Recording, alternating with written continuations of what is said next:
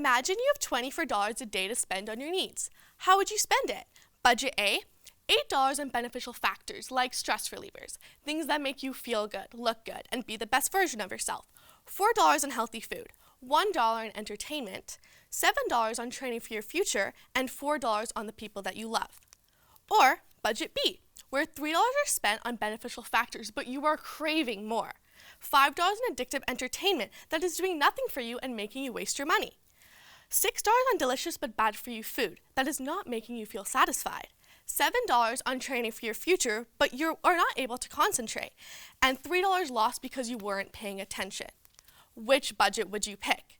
Most of you would probably choose budget A. Would you be surprised if I told you that most of us actually choose B intentionally?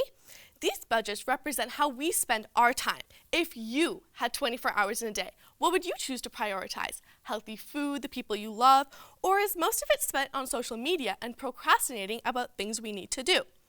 When you choose sleep deprivation, it has a domino effect everywhere else you spend your time. My talk is about sleep and how sleeping can allow you to make the most of your life. Can you remember the last time you woke up without an alarm clock and didn't want to hit snooze? When was the last time you got enough sleep that you truly felt refreshed instead of wanting to bury your head into a pillow? Here's a checklist for you to survey yourself. If you have more than 3, then you're not getting enough sleep. When I did this checklist, I realized I was sleep deprived. I relied on caffeine to make it through the day and counted the minutes until I could fall asleep. Sleep deprivation is more common than you think, and as humans, we allow it to happen. Sleep is pushed aside from the stress of our daily lives, like the assignments we need to finish, tests we need to study for, the hustle from work, or the distraction of electronics is what we choose instead. It was truly eye-opening, and I realized I needed to fix it before it turned into a long-term harm. The first step to improving my sleep routine was I had to realize and accept what sleep deprivation really is. It is insufficient sleep over a long period of time that eventually starts affecting your life dramatically. You are not able to solve a problem without accepting and knowing what the problem is. I went back and thought of how much sleep I had in the week. It was less than 5 hours a night on the weekdays. I would come home from work, then start my homework, and not finish until at least midnight. Making up excuses about why I had to stay up, I finally saw what I was doing and accepted that if I stayed on task during the day, I wouldn't have to stay up at night. Sometimes we think we can make up for lost sleep on the weekends. I definitely did. I learned that this is not how it works. There isn't a sleep bank where you can overdraw, then pay it back later. Humans need sleep, and it is essential for many aspects of our lives. Physically, we need it so we can keep in good physical shape, so we can run and exercise to stay healthy. Mentally, we need it so we can work through all the stress of our day, so when we wake up, we are refreshed and calm. Socially, our social battery can stay fully charged, and we can enjoy being in the moment.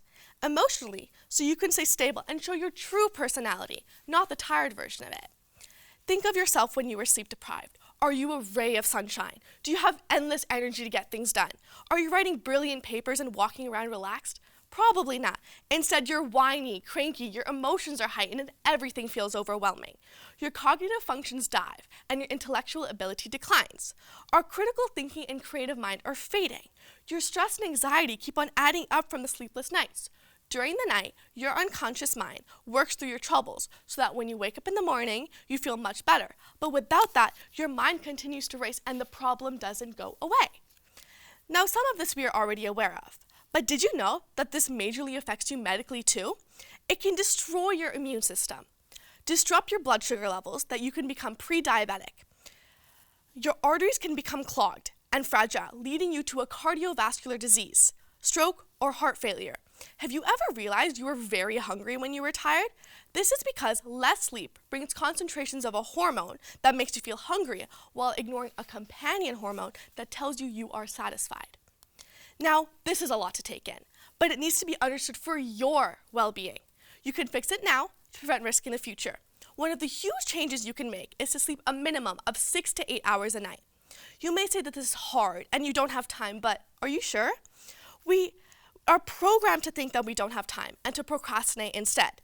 We choose to spend our most valuable resource, time, on social media, YouTube, Netflix, doing things we don't need to do, or overcommitting ourselves at the cost of things we need, like sleep.